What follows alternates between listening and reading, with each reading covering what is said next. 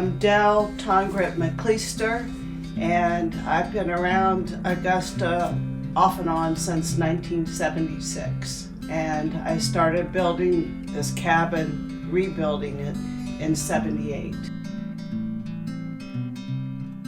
It came from Mason County, and it was built on a farm that the power company had bought to make an ash pit out of. And at that time I was working on some log cabins in Old Washington and chinking and helping a crew there.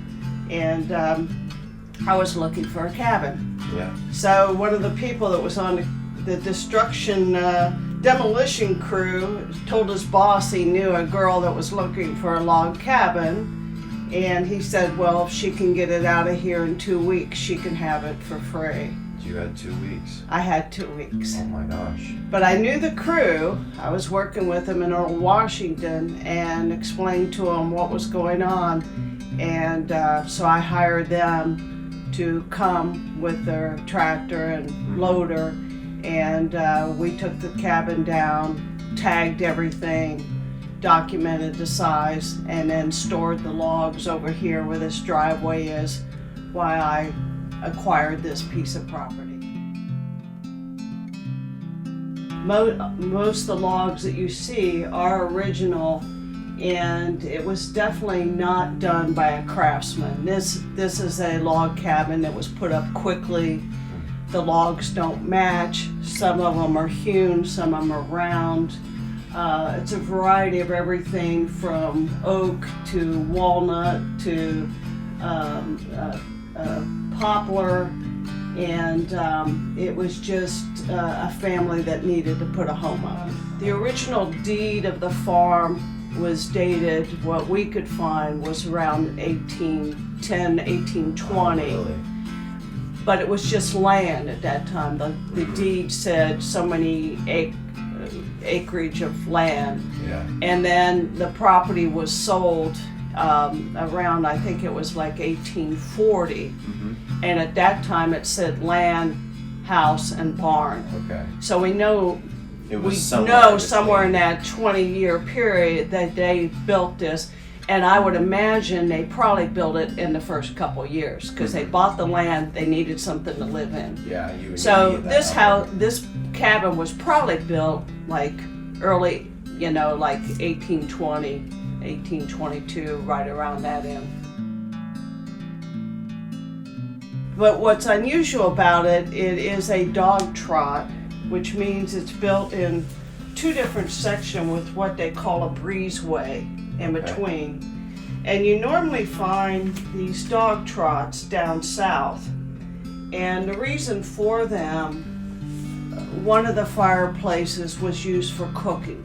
Okay. And that's where you have the bigger opening, and that's where they would have the big pot that would swing in and out. And of course, if you're down south, that produces a lot of heat. Yeah. So they built these dog trots where the upstairs was the dormitory sleeping area. One side of the cabin was for cooking, kitchen, cleaning, those kind of things. And the other side of the cabin was more of like your living room seating. So the airflow, and they called it a dog trot because the wild dogs or whatever would go through it. So they called it a dog trot. But it's unusual in this far north. Putting up the logs themselves just took probably about 2 or 3 months because I did have a crew and we worked together with a boom and got them up, and you can see where this is where it was done when the crew left. But before we could put the logs up, I had to dig the foundation. Oh, wow. So I dug 2 foundations, one for each underneath, and those go down 3 feet. Okay. I had to go down 3 feet in that, and then I was laying 12-inch blocks, which are extremely heavy. Yeah. But yeah, I laid all the foundation, and then when I got done with the foundation, the crew came back and we redid all the logs according to their tags. And then once they left, this is what I had. I had to put the roof in, all the interior, Really? electric, etc. It all was pretty difficult, actually, because it was all hard grunt work. You know, I was 26 years old, but probably the hardest thing was the fireplace and digging the foundation. Yeah. Because in doing the foundation, going down, I also ran into old foundations from previous houses. So there was quite a bit of sledgehammering going on. Oh my God. Of beating old concrete out, and I mean it was just a process. I can't imagine. Yeah, well, that's the fun stuff, you know.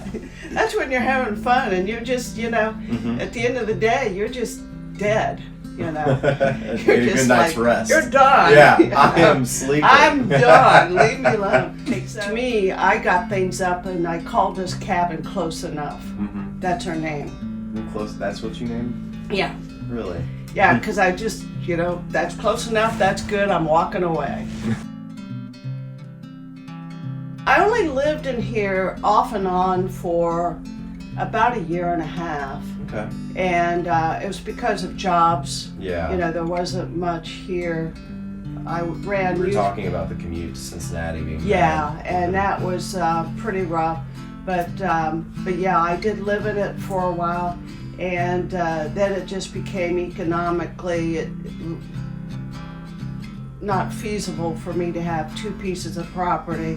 So my brother wanted to buy it because he wanted to protect my dad's property, and I said that would work. Yeah. And then I bought a house in Newport and started renovating it.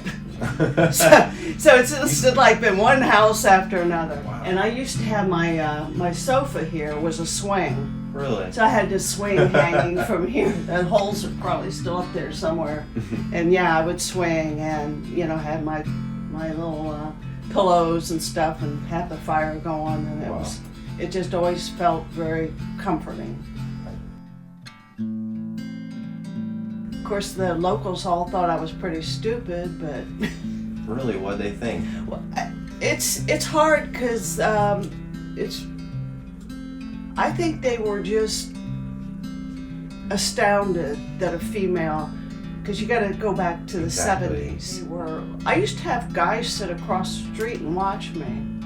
Really? It was really, just kind of odd. Yeah. Or people driving by, what's she doing now? What's she up to now? You know. You were the talk of the town. Probably.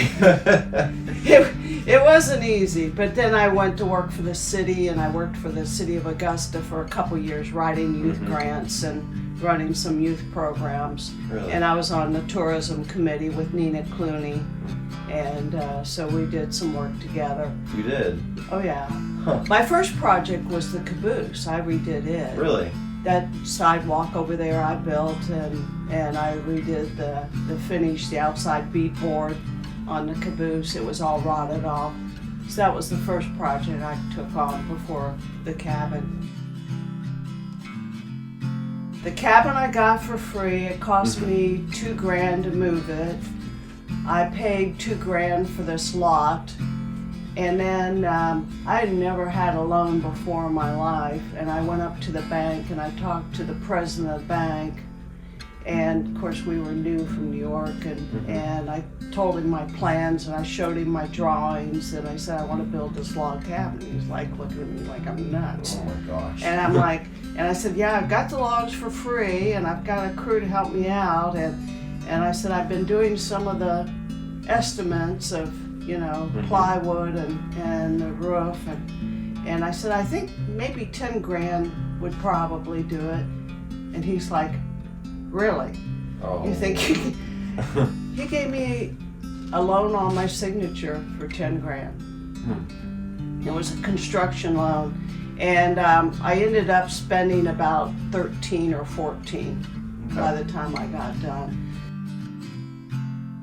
Oh yeah! Oh my goodness! Yes, that's the best of all worlds. Yeah. You know, if somebody else is enjoying it. So yeah, totally.